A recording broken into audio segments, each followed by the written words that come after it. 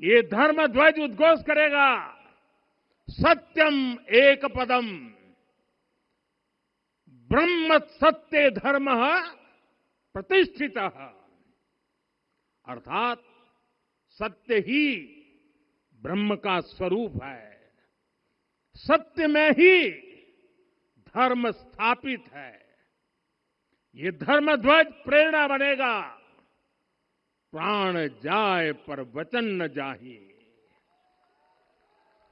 अर्थात जो कहा जाए वही किया जाए। ये धर्म ध्वज संदेश देगा, कर्म प्रधान विश्व रची राखा, अर्थात विश्व में कर्म और कर्तव्य की प्रधानता हो। ये धर्म ध्वज कामना करेगा, बैर न विग्रह आस न त्रासा, सुखमय ताही सदा सब आशा, यानी भेदभाव, पीड़ा परेशानी से मुक्ति, समाज में शांति और सुख हो। ये धर्म ध्वज हमें संकल्पित करेगा, नहीं दरिद्र कोऊ दुखी न दीना, यानी हम ऐसा समाज बनाएं जहां गरीबी न हो, कोई दुखी या लाचार न हो। साथियों, हमारे ग्रंथों में कहा गया है, आरोपितम ध्वजम दृष्ट्वा, ये अभिनंदनित धार्मिका, ते अपि सर्वे प्रमुच्यते महापातक कोटि भी, यानी जो लोग किसी कारण मंदिर नहीं आ पाते और दूर से मंदिर के ध्वज को प्रणाम कर लेते हैं, उन्हें भी उतना ही पुण्य मिल जाता है। साथियों, ये धर्म ध्वज भी इस मंदिर के ध्येय का प्रतीक है। ये ध्वज दूर से ही राम लला की जन्मभूमि के दर्शन कराएगा और युगों युगों तक प्रभु श्री राम के आदेशों और प्रेरणाओं को मानव मात्र तक पहुंचाएगा। साथियों, मैं संपूर्ण विश्व के करोड़ों राम भक्तों को इस अविस्मरणीय क्षण की, इस अद्वितीय अवसर की हार्दिक शुभकामनाएं देता हूं। मैं आज उन सभी भक्तों को भी प्रणाम करता हूं, हर उस दानवीर का भी आभार व्यक्त करता हूं जिसने राम मंदिर निर्माण के लिए अपना सहयोग दिया। मैं राम मंदिर के निर्माण से जुड़े हर श्रमवीर, हर कारीगर, हर योजनाकार, हर वास्तुकार, सभी का अभिनंदन करता हूं। साथियों, अयोध्या वह भूमि है जहां आदर्श आचरण में बदलते हैं।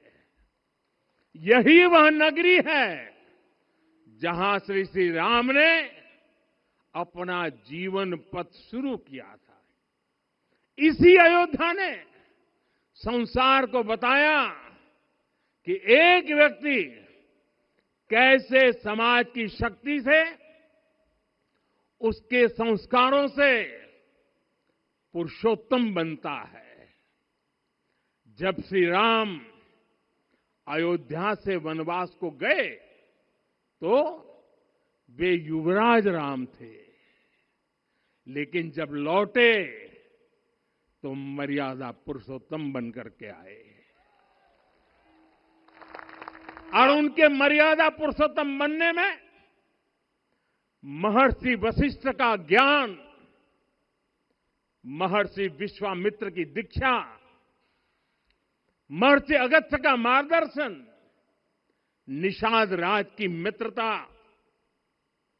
मां शबरी की ममता, भक्त हनुमान का समर्पण, इन सब की अनगिनत ऐसे लोगों की महत्वपूर्ण भूमिका रही है। साथियों, विकसित भारत बनाने के लिए भी समाज की इसी सामूहिक शक्ति की आवश्यकता है। मुझे बहुत खुशी है कि राम मंदिर का दिव्य प्रांगण भारत के सामूहिक सामर्थ्य की भी चेतना स्थली बन रहा है। यहां 7 मंदिर बने हैं। यहां माता शबरी का मंदिर बना है, जो जनजातीय समाज के प्रेम भाव और आतिथ्य परंपरा की प्रतिमूर्ति है। यहां निषादराज का मंदिर बना है। ये उस मित्रता का साक्षी है जो साधन नहीं, साध्य को, उसकी भावना को पूजती है। यहां एक ही स्थान पर माता अहिल्या है, महर्षि वाल्मीकि है, महर्षि वशिष्ठ है, महर्षि विश्वामित्र है, महर्षि अगस्त्य है और संत तुलसीदास है। रामलला के साथ साथ इन सभी ऋषियों के दर्शन भी यहीं पर होते हैं। यहां जटायु जी और गिलहरी की मूर्तियां भी है, जो बड़े संकल्पों की सिद्धि के लिए हर छोटे से छोटे प्रयास के महत्व को दिखाती है। मैं आज हर देशवासी से कहूंगा कि वो जब भी राम मंदिर आए तो सप्त मंदिर के दर्शन भी अवश्य करें। ये मंदिर हमारी आस्था के साथ साथ मित्रता, कर्तव्य और सामाजिक सद्भाव के मूल्यों को भी शक्ति देते हैं। साथियों, हम सब जानते हैं, हमारे राम भेद से नहीं, भाव से जुड़ते हैं। उनके लिए व्यक्ति का कुल नहीं, उसकी भक्ति महत्वपूर्ण है। उन्हें वंश नहीं, मूल्य प्रिय है। उन्हें शक्ति नहीं, सहयोग महान लगता है। आज हम भी उसी भावना से आगे बढ़ रहे हैं। पिछले 11 वर्षों में महिला, दलित, पिछड़े, अति पिछड़े, आदिवासी, वंचित, किसान, श्रमिक, युवा, हर वर्ग को विकास के केंद्र में रखा गया है।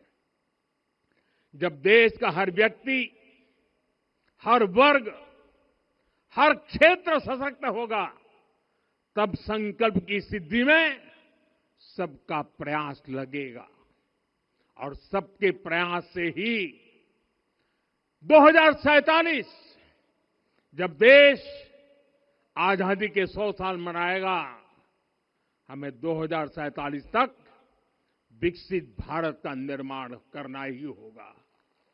साथियों, रामलला की प्राण प्रतिष्ठा के ऐतिहासिक अवसर पर मैंने राम से राष्ट्र के संकल्प की चर्चा की थी। मैंने कहा था कि हमें आने वाले 1000 वर्षों के लिए भारत की नींव मजबूत करनी है। हमें याद रखना है, जो सिर्फ वर्तमान का सोचते हैं वो आने वाली पीढ़ियों के साथ अन्याय करते हैं। हमें वर्तमान के साथ साथ भावी पीढ़ियों के बारे में भी सोचना है, क्योंकि हम जब नहीं थे ये देश तब भी था, जब हम नहीं रहेंगे ये देश तब भी रहेगा। हम एक जीवंत समाज है, हमें दूरदृष्टि के साथ ही काम करना होगा। हमें आने वाले दशकों, आने वाली सदियों को ध्यान में रखना ही होगा। और साथियों, इसके लिए भी हमें प्रभु राम से सीखना होगा। हमें उनके व्यक्तित्व को समझना होगा। हमें उनके व्यवहार को आत्मसात करना होगा। हमें याद रखना होगा, राम यानी आदर्श, राम यानी मर्यादा, राम यानी जीवन का सर्वोच्च चरित्र, राम यानी सत्य और पराक्रम का संगम। दिव्य गुणे शक्र समो रामः सत्य पराक्रमः। राम यानी धर्म पथ पर चलने वाला व्यक्तित्व। रामः सत्पुरुषो लोके सत्यः सत्यपरायणः। राम यानी जनता के सुख को सर्वोपरि रखना, प्रजा सुखत्वे चंद्रस्य। राम यानी धर्म और क्षमा का दरिया। वसुधाया क्षमा गुणे है। राम यानी ज्ञान और विवेक की पराकाष्ठा। बुद्धया बृहस्पते तुल्य। राम यानी कोमलता में दृढ़ता। मृदु पूर्वज भाषते। राम यानी कृतज्ञता का सर्वोच्च उदाहरण। कदाचन नोपकारेण कृति नैकेन तुष्यति। राम यानी श्रेष्ठ संगति का चयन। शीला वृद्धे ज्ञान वृद्धे वयोवृद्धे च सज्जनई। राम यानी विनम्रता में महाबल। वीर्यवान च वीर्येण महता स्वेन विस्मितः। राम यानी सत्य का अडिग संकल्प। न च अनुत्र कथो विद्वान। राम यानी जागरूक, अनुशासित और निष्कपट मन। निस्तिंद्र अपम्रत च स्वदोष परदोषवित। साथियों, राम सिर्फ एक व्यक्ति नहीं, राम एक मूल्य है, एक मर्यादा है, एक दिशा है। अगर भारत को साल 2047 तक विकसित बनाना है, अगर समाज को सामर्थ्यवान बनाना है, तो हमें अपने भीतर राम को जगाना होगा। हमें अपने भीतर के राम की प्राण प्रतिष्ठा करनी होगी। और इस संकल्प के लिए आज से बेहतर दिन और क्या हो सकता है। साथियों, 25 नवंबर का यह ऐतिहासिक दिन अपनी विरासत पर गर्व का एक और अद्भुत क्षण लेकर आया है। इसकी वजह है धर्म ध्वजा पर अंकित कोविदार वृक्ष। ये कोविदार वृक्ष इस बात का उदाहरण है कि जब हम अपनी जड़ों से कट जाते हैं तो हमारा वैभव इतिहास के पन्नों में दब जाता है। साथियों, जब भरत अपनी सेना के साथ चित्रकूट पहुंचे तो लक्ष्मण ने दूर से ही अयोध्या की सेना को पहचान लिया। ये कैसे हुआ, इसका वर्णन वाल्मीकि जी ने किया है। और वाल्मीकि जी ने क्या वर्णन किया है? उन्होंने कहा है, विराजित उद्गत स्कंधम कोविदार ध्वजः रथे। लक्ष्मण कहते हैं, राम, सामने जो तेजस्वी प्रकाश में विशाल वृक्ष जैसा ध्वज दिखाई दे रहा है, वही अयोध्या की सेना का ध्वज है। उस पर कोविदार का शुभ चिन्ह अंकित है। साथियों, आज जब राम मंदिर के प्रांगण में कोविदार फिर से प्रतिष्ठित हो रहा है, यह केवल एक वृक्ष की वापसी नहीं है, यह हमारी स्मृति की वापसी है, हमारी अस्मिता का पुनर्जागरण है, हमारी स्वाभिमानी सभ्यता का पुनः उद्घोष है। कोविदार वृक्ष हमें याद दिलाता है कि जब हम अपनी पहचान भूलते हैं तो हम स्वयं को खो देते हैं, और जब पहचान लौटती है तो राष्ट्र का आत्मविश्वास भी लौट आता है। और इसलिए मैं कहता हूं, देश को आगे बढ़ना है तो अपनी विरासत पर गर्व करना होगा। साथियों, अपनी विरासत पर गर्व के साथ साथ एक और बात भी महत्वपूर्ण है, और वो है गुलामी की मानसिकता से पूरी तरह मुक्ति। आज से 190 साल पहले 190 साल पहले साल 1835 में 1835 में मैकाले नाम के एक अंग्रेज ने भारत को अपनी जड़ों से उखाड़ने के बीज बोए थे। मैकाले ने भारत में मानसिक गुलामी की नींव रखी थी। 10 साल बाद यानी 2035 में उस अपवित्र घटना को 200 वर्ष पूरे हो रहे हैं। कुछ दिन पहले मैंने एक कार्यक्रम में आग्रह किया था कि हमें आने वाले 10 वर्षों तक उस 10 वर्षों का लक्ष्य लेकर चलना है कि भारत को गुलामी की मानसिकता से मुक्त करके रहेंगे। साथियों, सबसे बड़ा दुर्भाग्य यह है कि मैकाले ने जो कुछ सोचा था उसका प्रभाव कहीं व्यापक हुआ। हमें आजादी मिली, लेकिन हीन भावना से मुक्ति नहीं मिली। हमारे यहां एक विकार आ गया कि विदेश की हर चीज, हर व्यवस्था अच्छी है और जो हमारी अपनी चीजें हैं उनमें खोट ही खोट है। साथियों, गुलामी की यही मानसिकता है जिसने लगातार यह स्थापित किया। हमने विदेशों से लोकतंत्र लिया। कहा गया कि हमारा संविधान भी विदेश से प्रेरित है, जबकि सच ये है कि भारत लोकतंत्र की जननी है, मदर ऑफ डेमोक्रेसी है। लोकतंत्र हमारे डीएनए में है। साथियों, अगर आप तमिलनाडु जाएंगे तो तमिलनाडु के उत्तरी हिस्से में उत्तीर-मेरूर गांव है।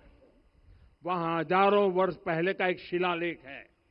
उसमें बताया गया है कि उस कालखंड में भी कैसे लोकतांत्रिक तरीके से शासन व्यवस्था चलती थी, लोग कैसे सरकार चुनते थे। लेकिन हमारे यहां तो मैग्ना कार्टा की प्रशंसा का ही चलन रहा। हमारे यहां भगवान बसवन्ना, उनके अनुभव मंटपा की जानकारी भी सीमित रखी गई। अनुभव मंटपा यानी जहां सामाजिक, धार्मिक और आर्थिक विषयों पर सार्वजनिक बहस होती थी, जहां सामूहिक सहमति से निर्णय लिए जाते थे। लेकिन गुलामी की मानसिकता के कारण इस भारत की कितनी ही पीढ़ियों को इस जानकारी से भी वंचित रखा गया। साथियों, हमारी व्यवस्था के हर कोने में गुलामी की इस मानसिकता ने डेरा डाला हुआ था। अब याद करिए, भारतीय नौसेना का ध्वज सदियों तक उस ध्वज पर ऐसे प्रतीक बने रहे जिनका हमारी सभ्यता, हमारी शक्ति, हमारी विरासत से कोई संबंध नहीं था। अब हमने नौसेना के ध्वज से गुलामी के हर प्रतीक को हटाया है। हमने छत्रपति शिवाजी महाराज की विरासत को स्थापित किया है। और ये सिर्फ एक डिजाइन में बदलाव नहीं हुआ, ये मानसिकता बदलने का क्षण था। ये वो घोषणा थी कि भारत अब अपनी शक्ति अपने प्रतीकों से परिभाषित करेगा, न कि किसी और की विरासत से। और साथियों, यही परिवर्तन आज अयोध्या में भी दिख रहा है। साथियों, ये गुलामी की मानसिकता ही है जिसने इतने वर्षों तक रामत्व को नकारा है। भगवान राम अपने आप में एक वैल्यू सिस्टम है। ओरछा के राजा राम से लेकर रामेश्वरम के भक्त राम तक और शबरी के प्रभु राम से लेकर मिथिला के पाहुन राम जी तक भारत के हर घर में, हर भारतीय के मन में और भारतवर्ष के हर कण कण में राम है। लेकिन गुलामी की मानसिकता इतनी हावी हो गई कि प्रभु राम को भी काल्पनिक घोषित किया जाने लगा। साथियों, अगर हम ठान लें अगले 10 साल में मानसिक गुलामी से पूरी तरह मुक्ति पा लेंगे और तब जाकर के ऐसी ज्वाला प्रज्वलित होगी, ऐसा आत्मविश्वास बढ़ेगा कि 2047 तक विकसित भारत का सपना पूरा होने से भारत को कोई रोक नहीं पाएगा। आने वाले 1000 वर्ष के लिए भारत की नींव तभी सशक्त होगी जब मैकाले की गुलामी के प्रोजेक्ट को हम अगले 10 साल में पूरी तरह ध्वस्त करके दिखा देंगे। साथियों, अयोध्या धाम में रामलला का मंदिर परिसर भव्य से भव्यतम हो रहा है और साथ ही अयोध्या को संवारने का काम लगातार जारी है। आज अयोध्या फिर से वह नगरी बन रही है जो दुनिया के लिए उदाहरण बनेगी। त्रेता युग की अयोध्या ने मानवता को नीति दी। 21वीं सदी की अयोध्या मानवता को विकास का नया मॉडल दे रही है। तब अयोध्या मर्यादा का केंद्र थी, अब अयोध्या विकसित भारत का मेरुदंड बनकर उभर रही है। साथियों, भविष्य की अयोध्या में पौराणिकता और नूतनता का संगम होगा। सरयू जी की अमृत धारा और विकास की धारा एक साथ बहेगी। यहां आध्यात्म और आर्टिफिशियल इंटेलिजेंस दोनों का तालमेल दिखेगा। राम पथ, भक्ति पथ और जन्मभूमि पथ से नई अयोध्या के दर्शन होते हैं। अयोध्या में भव्य एयरपोर्ट है। अयोध्या में आज शानदार रेलवे स्टेशन है। वंदे भारत और अमृत भारत एक्सप्रेस जैसी ट्रेनें अयोध्या को बाकी देश से जोड़ रही हैं। अयोध्या वासियों को सुविधाएं मिले, उनके जीवन में समृद्धि आए, इसके लिए निरंतर काम चल रहा है। साथियों, जब से प्राण प्रतिष्ठा हुई है तब से लेकर आज तक करीब करीब 45 करोड़ श्रद्धालु यहां दर्शन के लिए आ चुके हैं।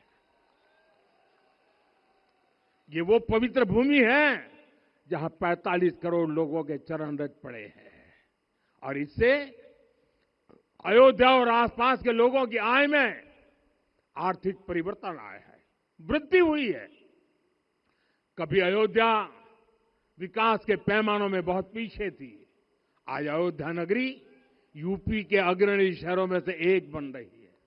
साथियों, 21वीं सदी का आने वाला समय बहुत महत्वपूर्ण है। आजादी के बाद के 70 साल में भारत विश्व की 11वीं सबसे बड़ी अर्थव्यवस्था बना। 70 साल में 11वीं।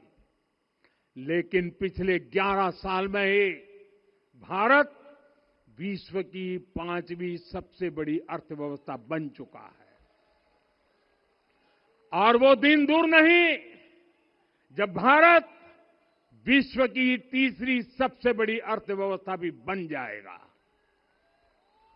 आने वाला समय नए अवसरों का है, नई संभावनाओं का है और इस अहम कालखंड में भी भगवान राम के विचार ही हमारी प्रेरणा बनेंगे।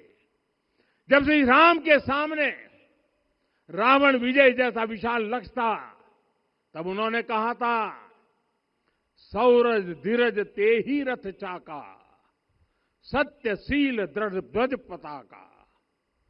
बल विवेक दम परहित गोरे, क्षमा कृपा समता रजु जोरे।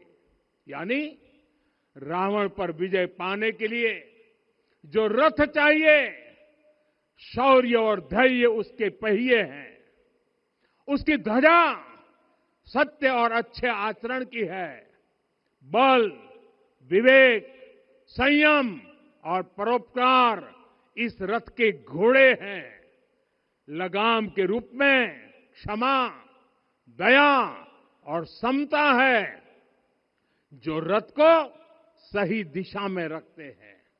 साथियों, विकसित भारत की यात्रा को गति देने के लिए ऐसा ही रथ चाहिए, ऐसा रथ जिसके पहिए शौर्य और धैर्य हो, यानी चुनौतियों से टकराने का साहस भी हो और परिणाम आने तक दृढ़ता से डटे रहने का धैर्य भी हो।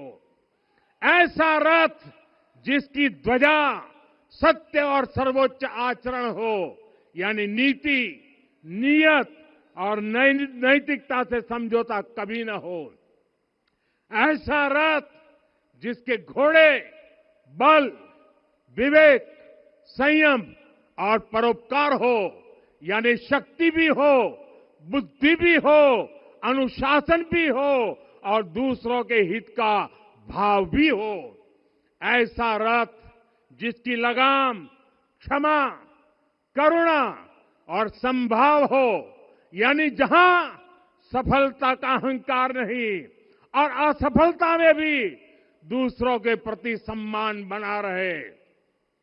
और इसलिए मैं आदरपूर्वक कहता हूं, ये पल कंधे से कंधा मिलाने का है, ये पल गति बढ़ाने का है। हमें वो भारत बनाना है जो राम राज्य से प्रेरित हो, और ये तभी संभव है जब स्वयं हित से पहले देश हित होगा, जब राष्ट्रहित सर्वोपरि रहेगा। एक बार फिर आप सभी को बहुत बहुत शुभकामनाएं देता हूं। जय सिया राम, जय सिया राम, जय सिया राम।